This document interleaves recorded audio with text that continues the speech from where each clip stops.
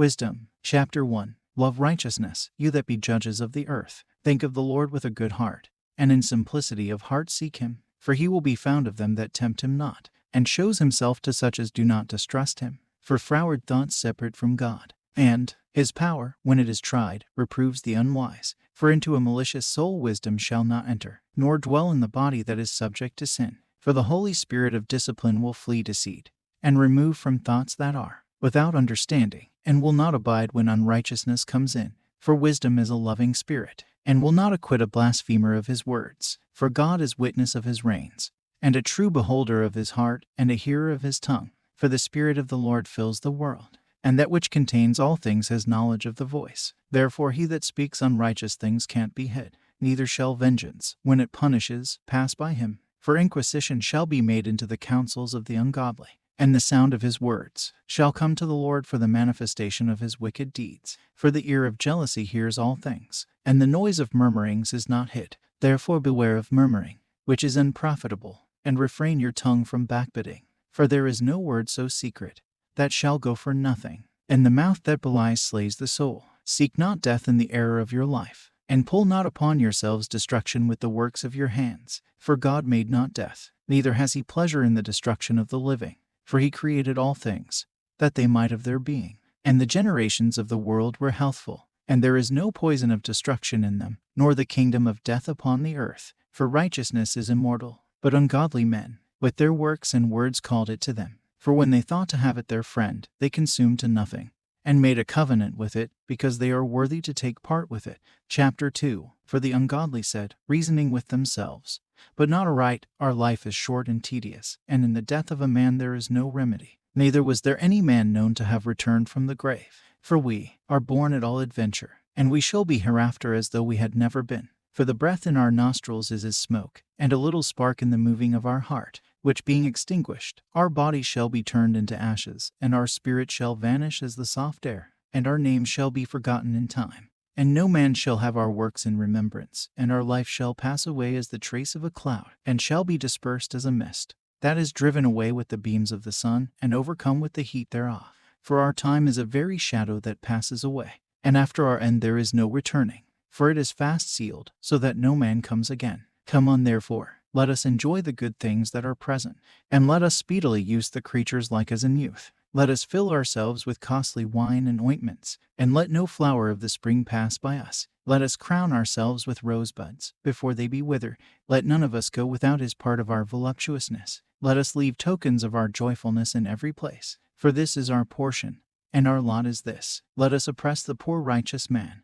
Let us not spare the widow, nor reverence the ancient gray hairs of the aged. Let our strength be the law of justice. For that which is feeble is found to be nothing worth. Therefore let us lie in wait for the righteous, because he is not for our turn, and he is clean contrary to our doings. He upbraids us with our offending the law, and objects to our infamy the transgressings of our education. He professes to have the knowledge of God, and he calls himself the child of the Lord. He was made to reprove our thoughts. He is grievous to us even to behold. For his life is not like other men's, his ways are of another fashion. We are esteemed of him as counterfeits. He abstains from our ways as from filthiness. He pronounces the end of the just to be blessed, and makes his boast that God is his Father. Let us see if his words be true, and let us prove what shall happen in the end of him. For if the just man be the Son of God, he will help him, and deliver him from the hand of his enemies. Let us examine him with despitefulness and torture, that we may know his meekness, and prove his patience. Let us condemn him with a shameful death, for by his own saying he shall be respected. Such things they did imagine,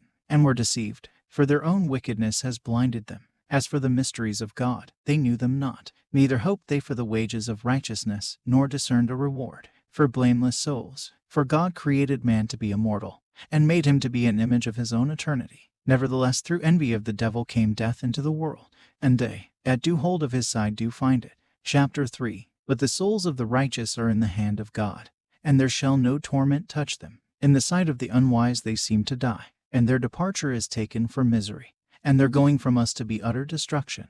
But they are in peace, for though they be punished in the sight of men, yet is their hope full of immortality. And having been a little chastised, they shall be greatly rewarded. For God proved them, and found them worthy for himself. As gold in the furnace has he tried them, and received them as a burnt offering. And in the time of their visitation they shall shine, and run to and fro like sparks among the stubble. They shall judge the nations, and have dominion over the people, and their Lord shall reign forever. They that put their trust in him shall understand the truth, and such as be faithful in love shall abide with him. For grace and mercy is to his saints, and he has care for his elect. But the ungodly shall be punished according to their own imaginations, which have neglected the righteous, and forsaken the Lord. For whoso despises wisdom and nurture, he is miserable, and their hope is vain, their labors unfruitful, and their works unprofitable. Their wives are foolish, and their children wicked. Their offspring is cursed. Therefore blessed is the barren that is undefiled, which has not known the sinful bed. She shall have fruit in the visitation of souls. And blessed is the eunuch, which with his hands has wrought no iniquity, nor imagined wicked things against God. For to him shall be given the special gift of faith, and an inheritance in the temple of the Lord more acceptable to his mind.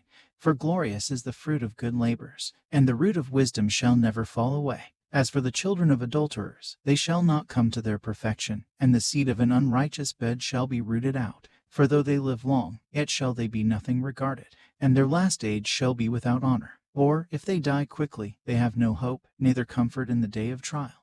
For horrible is the end of the unrighteous generation. Chapter 4. Better it is to have no children, and to have virtue, for the memorial thereof is immortal, because it is known with God, and with men. When it is present, men take example at it, and when it is gone, they desire it. It wears a crown, and triumphs forever, having gotten the victory, striving for undefiled rewards. But the multiplying brood of the ungodly shall not thrive, nor take deep rooting from bastard slips, nor lay any fast foundation. For though they flourish in branches for a time, yet standing not last, they shall be shaken with the wind, and through the force of winds they shall be rooted out. The imperfect branches shall be broken off, their fruit unprofitable, not ripe to eat, yes, meat for nothing. For children begotten of unlawful beds are witnesses of wickedness against their parents in their trial. But though the righteous be prevented with death, yet shall he be in rest. For honorable age is not that which stands in length of time, nor that is measured by number of years. But wisdom is the gray hair to men, and an unspotted life is old age. He pleased God, and was beloved of him, so that living among sinners he was translated. Yes, speedily was he taken away, lest that wickedness should alter his understanding, or deceit deceive his soul. For the bewitching of naughtiness does obscure things that are honest, and the wandering of concupiscence does undermine the simple mind. He, being made perfect in a short time, fulfilled a long time. For his soul pleased the Lord. Therefore hasted he to take him away from among the wicked. This the people saw, and understood it not, neither laid they up this in their minds, that his grace and mercy is with his saints, and that he has respect to his chosen. Thus the righteous that is dead shall condemn the ungodly which are living, and youth that is soon perfected the many years, and old age of the unrighteous. For they shall see the end of the wise, and shall not understand what God in his counsel has decreed of him, and to what end the Lord has set him in safety. They shall see him, and despise him, but God shall laugh them to scorn. And they shall hereafter be a vile carcase, and a reproach among the dead for evermore. For he shall rend them, and cast them down headlong, that they shall be speechless. And he shall shake them from the foundation, and they shall be utterly laid waste, and be in sorrow. And their memorials shall perish. And when they cast up the accounts of their sins, they shall come with fear, and their own iniquities shall convince them to their face. Chapter 5. Then shall the righteous man stand in great boldness before the face of such as have afflicted him, and made no account of his labors. When they see it, they shall be troubled with terrible fear, and shall be amazed at the strangeness of his salvation, so far beyond all that they looked for. And they repenting and groaning for anguish of spirit shall say within themselves, This was he, whom we had sometimes in derision, and a proverb of reproach. We fools accounted his life madness, and his end to be without honor. How is he numbered among the children of God? And his lot is among the saints. Therefore have we erred from the way of truth, and the light of righteousness has not shined to us, and the sun of righteousness rose not upon us. We wearied ourselves in the way of wickedness and destruction. Yes, we have gone through deserts, where there lay no way. But as for the way of the Lord, we have not known it. What has pride profited us? Or what good has riches with our vaunting brought us? All those things are passed away like a shadow, and as a post that hasted by, and as a ship that passes over the waves of the water, which when it is gone by, the trace thereof can't be found, neither the pathway of the keel in the waves. Or as when a bird has flown through the air, there is no token of her way to be found. But the light air being beaten with the stroke of her wings and parted with the violent noise and motion of them, is passed through, and therein afterwards no sign where she went is to be found. Or like as when an arrow is shot at a mark, it parts the air, which immediately comes together again, so that a man can't know where it went through. Even so we in like manner, as soon as we were born, began to draw to our end, and had no sign of virtue to show, but were consumed in our own wickedness. For the hope of the ungodly is like dust that is blown away with the wind, like a thin froth that is driven away with the storm, like as the smoke which is dispersed here and there with a tempest, and passes away as the remembrance of a guest that waits but a day. But the righteous live for evermore. Their reward also is with the Lord, and the care of them is with the Most High. Therefore shall they receive a glorious kingdom, and a beautiful crown from the Lord's hand. For with his right hand shall he cover them, and with his arm shall he protect them. He shall take to him his jealousy for complete armor, and make the creature his weapon for the revenge of his enemies. He shall put on righteousness as a breastplate, and true judgment instead of an helmet. He shall take holiness for an invincible shield. His severe wrath shall he sharpen for a sword, and the world shall fight with him against the unwise. Then shall the right aiming thunderbolts go abroad, and from the clouds, as from a well-drawn bow, shall they fly to the mark. And hailstones full of wrath shall be cast as out of a stone bow. And the water of the sea shall rage against them, and the floods shall cruelly drown them. Yes, a mighty wind shall stand up against them, and like a storm shall blow them away. Thus iniquity shall lay waste the whole earth, and ill-dealing shall overthrow the thrones of the mighty. Chapter 6. Hear therefore, O you kings, and understand. Learn, you that be judges of the ends of the earth. Give ear, you that rule the people, and glory in the multitude of nations. For power is given you of the Lord, and sovereignty from the highest, who shall try your works, and search out your counsels. Because, being ministers of his kingdom, you have not judged aright, nor kept the law, nor walked after the counsel of God. Horribly and speedily shall he come upon you. For a sharp judgment shall be to them that be in high places. For mercy will soon pardon the lowly, but mighty men shall be mightily tormented. For he which is Lord over all shall fear no man's person, neither shall he stand in awe of any man's greatness. For he has made the small and great, and careth for all alike. But a sore trial shall come upon the mighty. To you therefore, O kings, do I speak, that you may learn wisdom, and not fall away.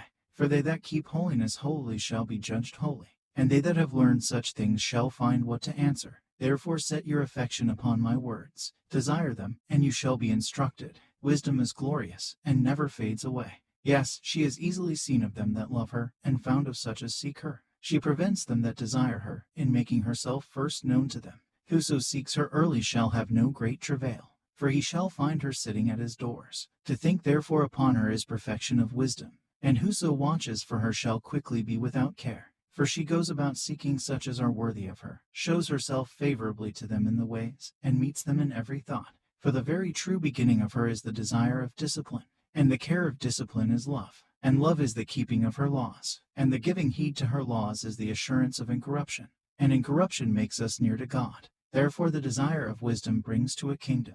If your delight be then in thrones and scepters, O you kings of the people, honor wisdom, that you may reign forevermore. As for wisdom, what she is, and how she came up, I will tell you, and will not hide mysteries from you, but will seek her out from the beginning of her nativity, and bring the knowledge of her into light, and will not pass over the truth. Neither will I go with consuming envy. For such a man shall have no fellowship with wisdom. But the multitude of the wise is the welfare of the world, and a wise king is the upholding of the people. Receive therefore instruction through my words, and it shall do you good. Chapter 7. I myself also am a mortal man, like to all, and the offspring of him that was first made of the earth. And in my mother's womb was fashioned to be flesh in the time of 10 months, being compacted in blood of the seed of man, and the pleasure that came with sleep. And when I was born, I drew in the common air, and fell upon the earth, which is of like nature, and the first voice which I uttered was crying, as all others do. I was nursed in swaddling clothes, and that with cares, for there is no king that had any other beginning of birth. For all men have one entrance into life, and the like going out. Therefore I prayed, and understanding was given me. I called upon God, and the spirit of wisdom came to me. I preferred her before scepters and thrones, and esteemed riches nothing in comparison of her. Neither compared I to her any precious stone, because all gold in respect of her is as a little sand, and silver shall be counted as clay before her. I loved her above health and beauty, and chose to have her instead of light, for the light that comes from her never goes out. All good things together came to me with her, and innumerable riches in her hands. And I rejoiced in them all, because wisdom goes before them. And I knew not that she was the mother of them. I learned diligently, and do communicate her liberally. I do not hide her riches, for she is a treasure to men that never fails, which they that use become the friends of God, being commended for the gifts that come from learning. God has granted me to speak as I would, and to conceive as is meet for the things that are given me, because it is he that leads to wisdom, and directs the wise. For in his hand are both we and our words, all wisdom also, and knowledge of workmanship.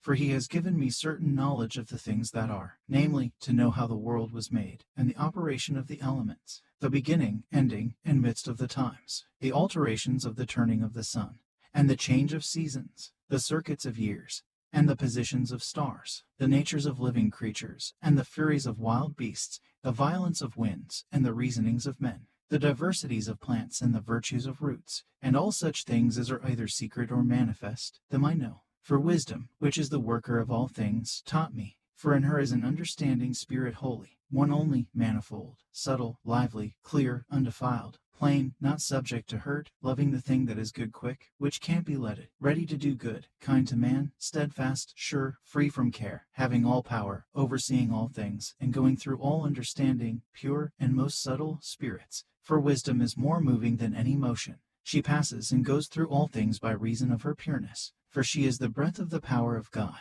and a pure influence flowing from the glory of the Almighty. Therefore can no defiled thing fall into her. For she is the brightness of the everlasting light, the unspotted mirror of the power of God, and the image of his goodness. And being but one, she can do all things. And remaining in herself, she makes all things new. And in all ages entering into holy souls, she makes them friends of God and prophets. For God loves none but him that dwells with wisdom. For she is more beautiful than the sun, and above all the order of stars. Being compared with the light, she is found before it. For after this comes night. But vice shall not prevail against wisdom. Chapter 8. Wisdom reaches from one end to another mightily, and sweetly does she order all things. I loved her, and sought her out from my youth. I desired to make her my spouse, and I was a lover of her beauty. In that she is conversant with God, she magnifies her nobility. Yes, the Lord of all things himself loved her, for she is privy to the mysteries of the knowledge of God, and a lover of his works. If riches be a possession to be desired in this life,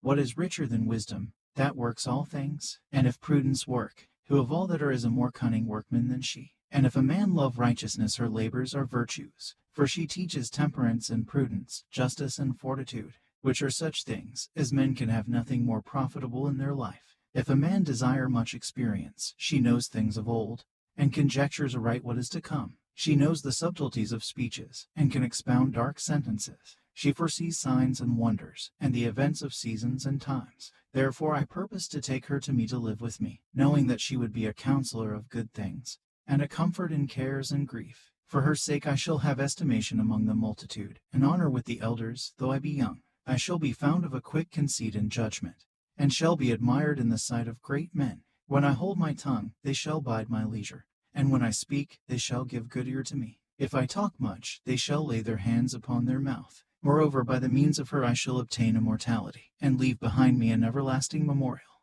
To them that come after me, I shall set the people in order, and the nations shall be subject to me. Horrible tyrants shall be afraid, when they do but hear of me. I shall be found good among the multitude, and valiant in war. After I am come into my house, I will repose myself with her. For her conversation has no bitterness, and to live with her has no sorrow, but mirth and joy. Now when I considered these things in myself, and pondered them in my heart, how that to be allied to wisdom is immortality, and great pleasure it is to have her friendship, and in the works of her hands are infinite riches, and in the exercise of conference with her, prudence, and in talking with her, a good report, I went about seeking how to take her to me. For I was a witty child, and had a good spirit. Yes, rather, being good, I came into a body undefiled. Nevertheless, when I perceived that I could not otherwise obtain her, except God gave her me, and that was a point of wisdom also to know whose gift she was, I prayed to the Lord, and implored him, and with my whole heart I said, Chapter 9. O God of my fathers, and Lord of mercy, who have made all things with your word, and ordained man through your wisdom, that he should have dominion over the creatures which you have made, and order the world according to equity and righteousness, and execute judgment with an upright heart. Give me wisdom that sits by your throne, and reject me not from among your children.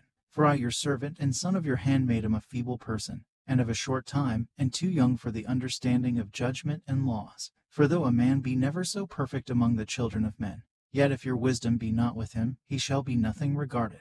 You have chosen me to be a king of your people, and a judge of your sons and daughters. You have commanded me to build a temple upon your holy mount, and an altar in the city wherein you dwell, a resemblance of the holy tabernacle, which you have prepared from the beginning. And wisdom was with you, which knows your works, and was present when you made the world, and knew what was acceptable in your sight, and right in your commandments. O send her out of your holy heavens, and from the throne of your glory, that being present she may labor with me, that I may know what is pleasing to you. For she knows and understands all things, and she shall lead me soberly in my doings, and preserve me in her power. So shall my works be acceptable. And then shall I judge your people righteously, and be worthy to sit in my Father's seat. For what man is he that can know the counsel of God, or who can think what the will of the Lord is? For the thoughts of mortal men are miserable, and our devices are but uncertain. For the corruptible body presses down the soul, and the earthy tabernacle weighs down the mind that muses upon many things. And hardly do we guess aright at things that are upon earth, and with labor do we find the things that are before us.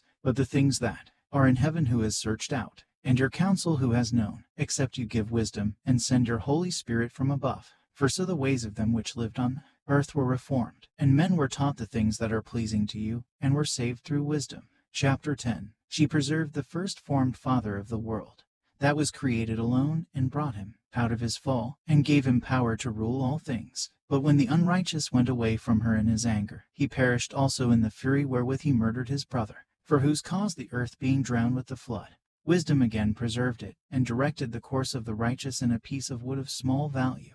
Moreover, the nations in their wicked conspiracy being confounded, she found out the righteous, and preserved him blameless to God, and kept him strong against his tender compassion toward his son. When the ungodly perished, she delivered the righteous man, who fled from the fire which fell down upon the 5 cities, of whose wickedness even to this day the waste land that smokes is a testimony, and plants bearing fruit that never come to ripeness. And a standing pillar of salt is a monument of an unbelieving soul. For regarding not wisdom, they got not only this hurt, that they knew not the things which were good, but also left behind them to the world a memorial of their foolishness, so that in the things wherein they offended they could not so much as be hid.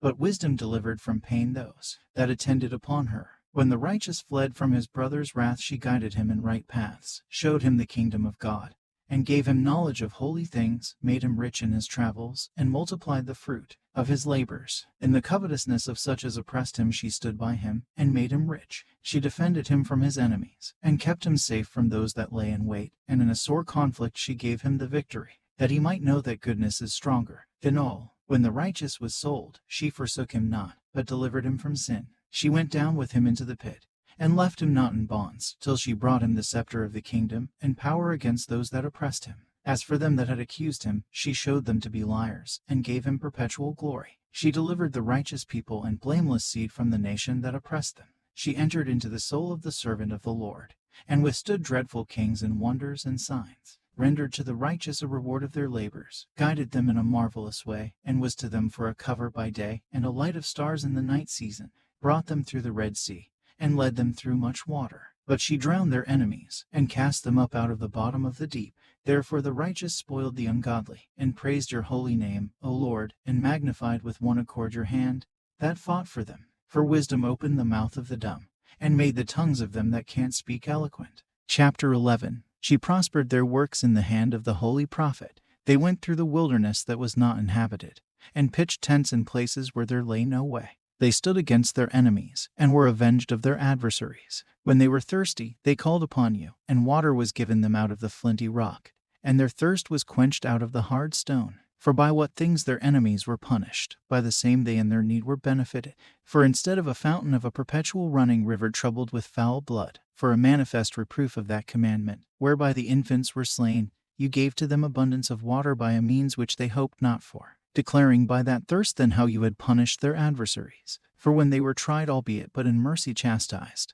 they knew how the ungodly were judged in wrath and tormented, thirsting in another manner than the just. For these you did admonish and try as a father, but the other as a severe king you did condemn and punish. Whether they were absent or present, they were vexed alike, for a double grief came upon them, and a groaning for the remembrance of things past, For when they heard by their own punishments the other to be benefited, they had some feeling of the Lord, for whom they respected with scorn, when he was long before thrown out at the casting forth of the infants. Him in the end, when they saw what came to pass, they admired. But for the foolish devices of their wickedness, wherewith being deceived they worshipped serpents void of reason, and vile beasts, you did send a multitude of unreasonable beasts upon them for vengeance, that they might know that wherewithal a man sins, by the same also shall he be punished. For your almighty hand, that made the world of matter without form, wanted not means to send among them a multitude of bears or fierce lions, or unknown wild beasts, full of rage, newly created, breathing out either a fiery vapor, or filthy scents of scattered smoke, or shooting horrible sparkles out of their eyes, whereof not only the harm might dispatch them at once, but also the terrible sight utterly destroy them. Yes, and without these might they have fallen down with one blast, being persecuted of vengeance, and scattered abroad through the breath of your power. But you have ordered all things in measure and number and weight, for you can show your great strength at all times when you will. And who may withstand the power of your arm? For the whole world before you is as a little grain of the balance, yes, as a drop of the morning dew that falls down upon the earth. But you have mercy upon all, for you can do all things, and wink at the sins of men, because they should amend. For you love all the things that are, and abhor nothing which you have made. For never would you have made anything, if you had hated it.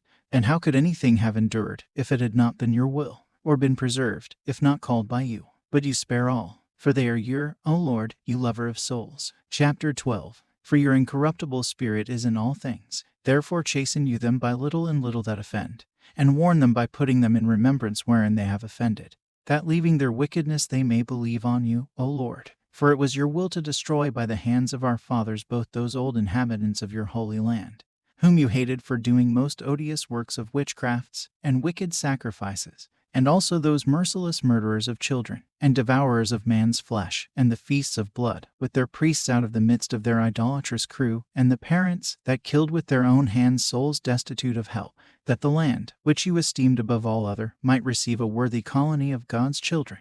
Nevertheless even those you spared as men, and did send wasps, foreigners of your host, to destroy them by little and little. Not that you were unable to bring the ungodly under the hand of the righteous in battle, or to destroy them at once with cruel beasts, or with one rough word, but executing your judgments upon them by little and little, you gave them place of repentance, not being ignorant that they were a naughty generation, and that their malice was bred in them, and that their cogitation would never be changed, for it was a cursed seed from the beginning. Neither did you for fear of any man give them pardon for those things wherein they sin. For who shall say, What have you done? Or who shall withstand your judgment? Or who shall accuse you for the nations that perish, whom you made? Or who shall come to stand against you, to be revenged for the unrighteous men? For neither is there any God but you that careth for all, to whom you might show that your judgment is not unright. Neither shall king or tyrant be able to set his face against you for any whom you have punished. For so much then as you are righteous yourself, you order all things righteously, thinking it not agreeable with your power to condemn him that has not deserved to be punished. For your power is the beginning of righteousness, and because you are the Lord of all, it makes you to be gracious to all. For when men will not believe that you are of a full power, you show your strength, and among them that know it you make their boldness manifest. But you, mastering your power, judge with equity, and order us with great favor. For you may use power when you will. But by such works have you taught your people that the just man should be merciful, and have made your children to be of a good hope that you give repentance for sins. For if you did punish the enemies of your children, and the condemned to death, with such deliberation, giving them time and place whereby they might be delivered from their malice, with how great circumspection did you judge your own sons, to whose fathers you have sworn and made covenants of good promises. Therefore, whereas you do chasten us, you scourge our enemies 1,000 times more, to the intent that, when we judge, we should carefully think of your goodness, and when we ourselves are judged, we should look for mercy. Therefore, whereas men have lived dissolutely and unrighteously, you have tormented them with their own abominations. For they went astray very far in the ways of error, and held them for gods, which even among the beasts of their enemies were despised, being deceived, as children of no understanding. Therefore to them, as to children without the use of reason, you did send a judgment to mock them. But they that would not be reformed by that correction, wherein he dallied with them, shall feel a judgment worthy of God. For, look, for what things they grudged, when they were punished.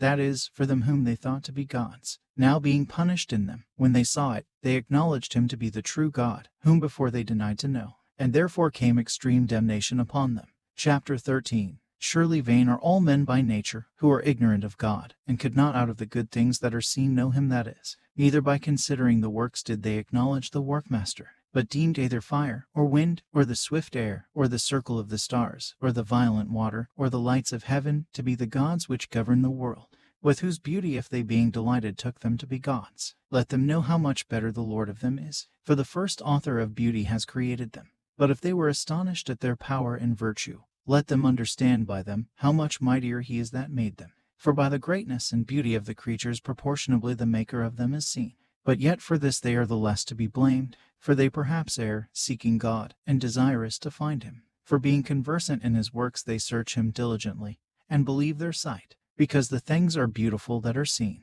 Howbeit neither are they to be pardoned. For if they were able to know so much that they could aim at the world, how did they not sooner find out the Lord thereof? But miserable are they, and in dead things is their hope, who call them gods, which are the works of men's hands, gold and silver, to show are in, and resemblances of beasts, or a stone good for nothing, the work of an ancient hand.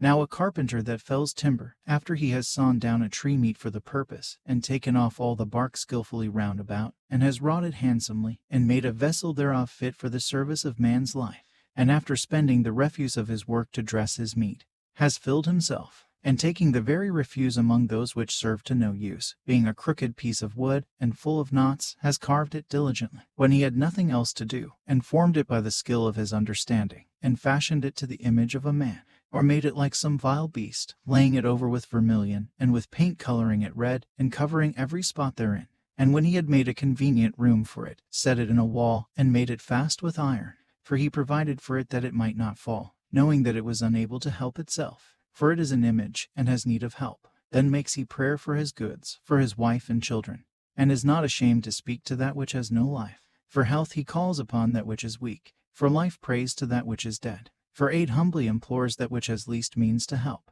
and for a good journey he asks of that which can't set a foot forward, and for gaining and getting, and for good success of his hands, asks ability to do of him that is most unable to do anything. Chapter 14. Again, one preparing himself to sail, and about to pass through the raging waves, calls upon a piece of wood more rotten than the vessel that carries him, for verily desire of gain devised that, and the workman built it by his skill. But your providence, O Father, governs it, for you have made a way in the sea, and a safe path in the waves, showing that you can save from all danger. Yes, though a man went to sea without R, nevertheless you would not that the works of your wisdom should be idle. And therefore do men commit their lives to a small piece of wood, and passing the rough sea in a weak vessel are saved. For in the old time also, when the proud giants perished, the hope of the world governed by your hand escaped in a weak vessel, and left to all ages a seed of generation. For blessed is the wood whereby righteousness comes. But that which is made with hands is cursed, as well it as he that made it.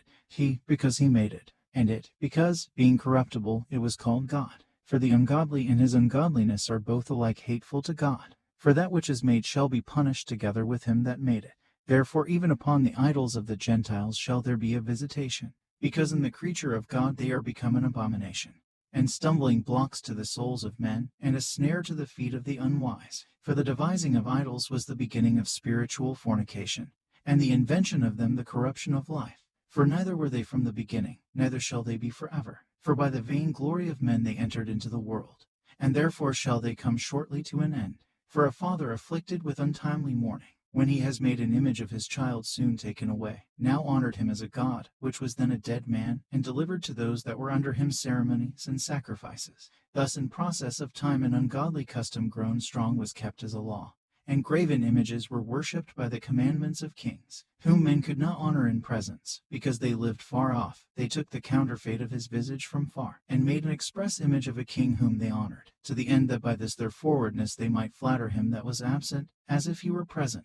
Also the singular diligence of the artificer did help to set forward the ignorant to more superstition. For he, perhaps willing to please one in authority, forced all his skill to make the resemblance of the best fashion. And so the multitude, allured by the grace of the work, took him now for a god, which a little before was but honored. And this was an occasion to deceive the world. For men, serving either calamity or tyranny, did ascribe to stones and stocks the incommunicable name.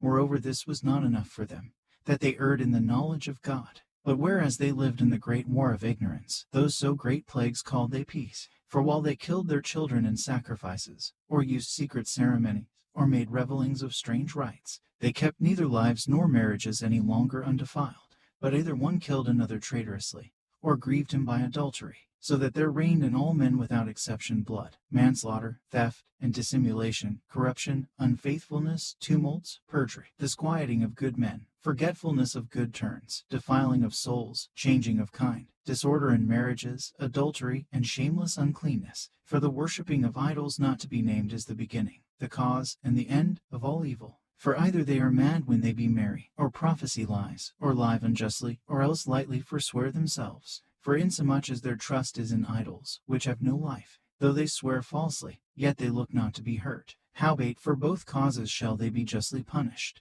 both because they thought not well of God, giving heed to idols, and also unjustly swore in deceit, despising holiness. For it is not the power of them by whom they swear, but it is the just vengeance of sinners, that punishes always the offense of the ungodly. Chapter 15. But you, O God, are gracious and true, longsuffering, and in mercy ordering all things. For if we sin, we are yours, knowing your power. But we will not sin, knowing that we are counted yours. For to know you is perfect righteousness. Yes, to know your power is the root of immortality. For neither did the mischievous invention of men deceive us, nor an image spotted with various colors, the painter's fruitless labor, the sight whereof entices fools to lust after it. And so they desire the form of a dead image, that has no breath. Both they that make them, they that desire them, and they that worship them, are lovers of evil things, and are worthy to have such things to trust upon. For the potter, tempering soft earth, fashions every vessel with much labor for our service. Yes, of the same clay he makes both the vessels that serve for clean uses, and likewise also all such as serve to the contrary. But what is the use of either sort? The potter himself is the judge, and employing his labors lewdly,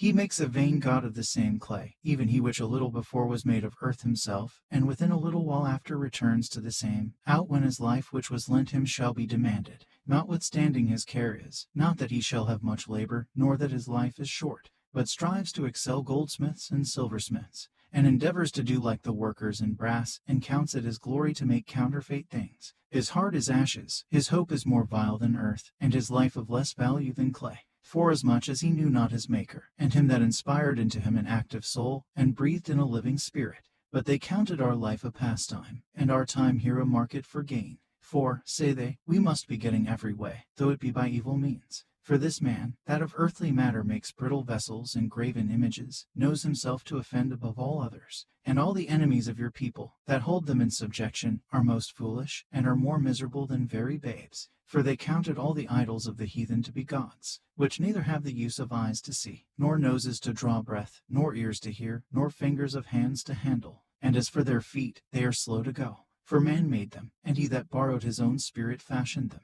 But no man can make a god like to himself. For being mortal, he works a dead thing with wicked hands. For he himself is better than the things which he worships. Whereas he lived once, but they never. Yes, they worship those beasts also that are most hateful. For being compared together, some are worse than others. Neither are they beautiful, so much as to be desired in respect of beasts. But they went without the praise of God and his blessing. Chapter 16. Therefore by the like were they punished worthily, and by the multitude of beasts tormented. Instead of which punishment, dealing graciously with your own people, you prepared for them meat of a strange taste, even quails to stir up their appetite, to the end that they, desiring food, might for the ugly sight of the beasts sent among them loth even that, which they must needs desire. But these, suffering penury for a short space, might be made partakers of a strange taste. For it was requisite, that upon them exercising tyranny should come penury, which they could not avoid. But to these it should only be showed how their enemies were tormented. For when the horrible fierceness of beasts came upon these, and they perished with the stings of crooked serpents, your wrath endured not forever. But they were troubled for a small season, that they might be admonished, having a sign of salvation, to put them in remembrance of the commandment of your law. For he that turned himself toward it was not saved by the thing that he saw, but by you that are the Savior of all. And in this you made your enemies confess, that it is you who deliver from all evil. For them the bitings of grasshoppers and flies killed. Neither was there found any remedy for their life. For they were worthy to be punished by such. But your sons not the very teeth of venomous dragons overcame. For your mercy was ever by them, and healed them. For they were pricked, that they should remember your words, and were quickly saved, that not falling into deep forgetfulness, they might be continually mindful of your goodness. For it was neither herb, nor mollifying plaister, that restored them to health, but your word, O Lord, which heals all things. For you have power of life and death. You lead to the gates of hell, and bring up again. A man indeed kills through his malice, and the spirit, when it is gone forth, returns not, neither the soul received up comes again. But it is not possible to escape your hand. For the ungodly, that denied to know you, were scourged by the strength of your arm. With strange rains, hails, and showers were they persecuted, that they could not avoid, and through fire were they consumed. For, which is most to be wondered at, the fire had more force than the water that quenches all things. For the world fights for the righteous. For some time the flame was mitigated, that it might not burn up the beasts that were sent against the ungodly, but themselves might see and perceive that they were persecuted with the judgment of God. And at another time it burns even in the midst of water above the power of fire, that it might destroy the fruits of an unjust land. Instead whereof you fed your own people with angels' food, and did send them from heaven bread prepared without their labor, able to content every man's delight, and agreeing to every taste. For your sustenance declared your sweetness to your children, and serving to the appetite of the eater, tempered itself to every man's liking. But snow and ice endured the fire, and melted not, that they might know that fire burning in the hail, and sparkling in the rain, did destroy the fruits of the enemy. But this again did even forget his own strength, that the righteous might be nourished. For the creature that serves you, who are the Maker, increases his strength against the unrighteous for their punishment, and abates his strength for the benefit of such as put their trust in you. Therefore even then was it altered into all fashions, and was obedient to your grace, that nourishes all things, according to the desire of them that had need, that your children, O Lord, whom you love, might know that it is not the growing of fruits that nourishes man, but that it is your word, which preserves them that put their trust in you. For that which was not destroyed of the fire, being warmed with a little sunbeam, soon melted away, that it might be known that we must prevent the sun to give you thanks, and at the dayspring pray to you. For the hope of the unthankful shall melt away as the winter's hoar-frost, and shall run away as unprofitable water. Chapter 17. For great are your judgments, and can't be expressed. Therefore unnurtured souls have erred. For when unrighteous men thought to oppress the holy nation, they being shut up in their houses, the prisoners of darkness, and fettered with the bonds of a long night, lay there exiled from the eternal providence. For while they supposed to lie hid in their secret sins, they were scattered under a dark veil of forgetfulness, being horribly astonished, and troubled with strange apparitions. For neither might the corner that held them keep them from fear, but noises as of waters falling down sounded about them, and sad visions appeared to them with heavy countenances. No power of the fire might give them light, neither could the bright flames of the stars endure to lighten that horrible night. Only there appeared to them a fire kindled of itself, very dreadful. For being much terrified, they thought the things which they saw to be worse than the sight they saw not. As for the illusions of our magic, they were put down, and their vaunting in wisdom was reproved with disgrace. For they, that promised to drive away terrors and troubles from a sick soul, were sick themselves of fear, worthy to be laughed at. For though no terrible thing did fear them, yet being scared with beasts that passed by, and hissing of serpents, they died for fear, denying that they saw the air, which could of no side be avoided. For wickedness, condemned by her own witness, is very timorous, and being pressed with conscience, always forecasts grievous things. For fear is nothing else but a betraying of the help which reason offers, and the expectation from within, being less, counts the ignorance more than the cause which brings the torment.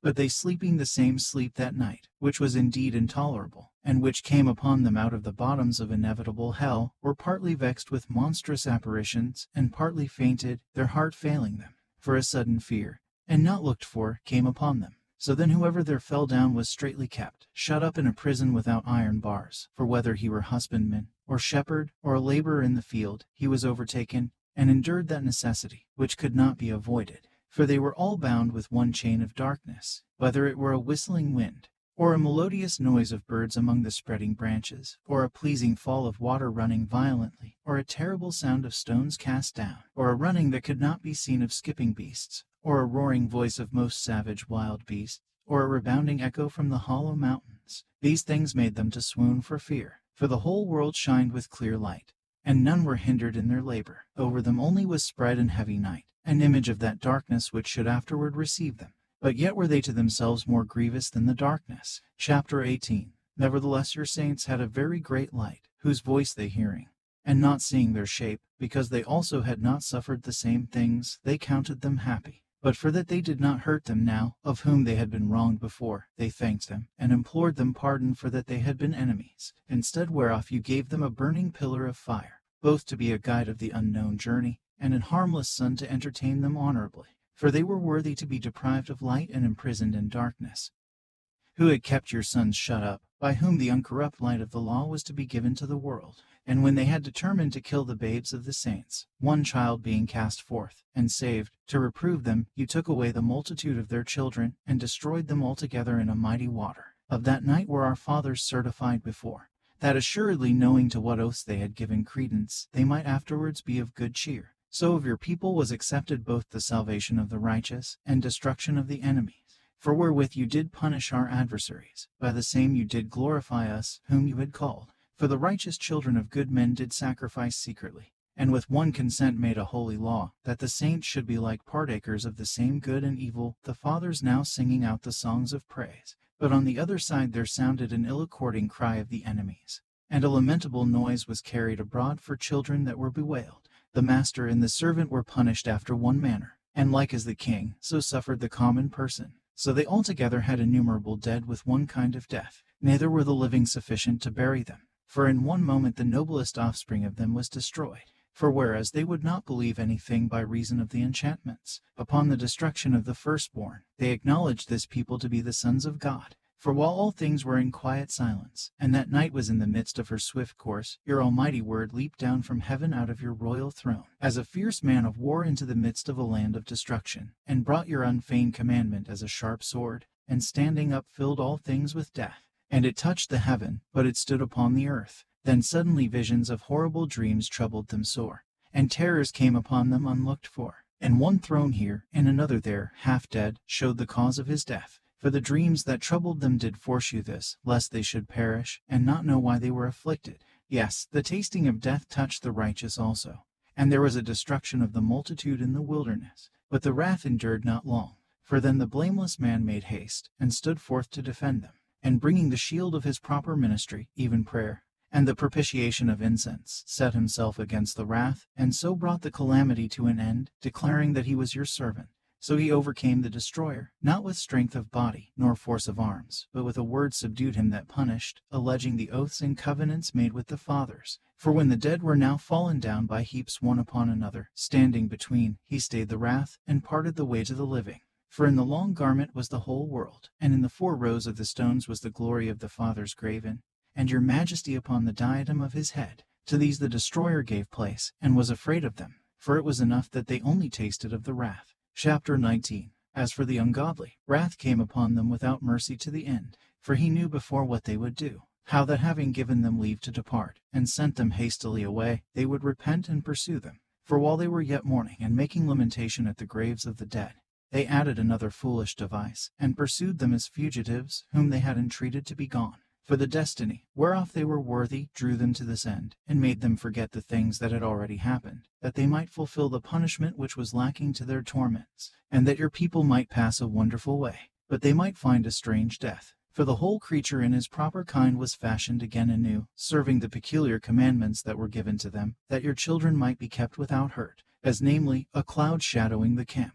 And where water stood before, dry land appeared, and out of the Red Sea a way without impediment, and out of the violent stream a green field, where through all the people went that were defended with your hand, seeing your marvelous strange wonders. For they went at large like horses, and leaped like lambs, praising you, O Lord, who had delivered them. For they were yet mindful of the things that were done while they sojourned in the strange land, how the ground brought forth flies instead of cattle, and how the river cast up a multitude of frogs instead of fishes. But afterwards they saw a new generation of fowls, when, being led with their appetite, they asked delicate meats. For quails came up to them from the sea for their contentment.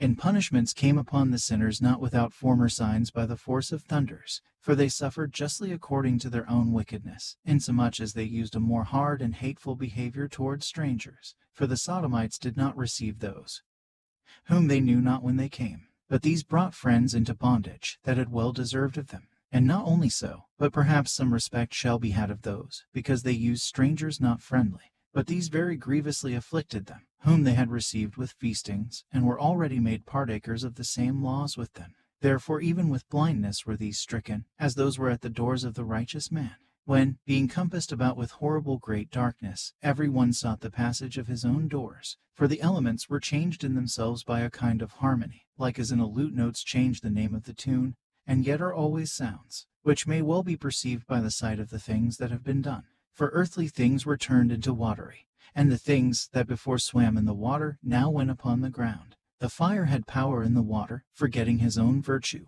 and the water forgat his own quenching nature. On the other side, the flames wasted not the flesh of the corruptible living things, though they walked therein. Neither melted they the icy kind of heavenly meat that was of nature apt to melt. For in all things, O Lord, you did magnify your people and glorify them, neither did you lightly regard them, but did assist them in every time and place.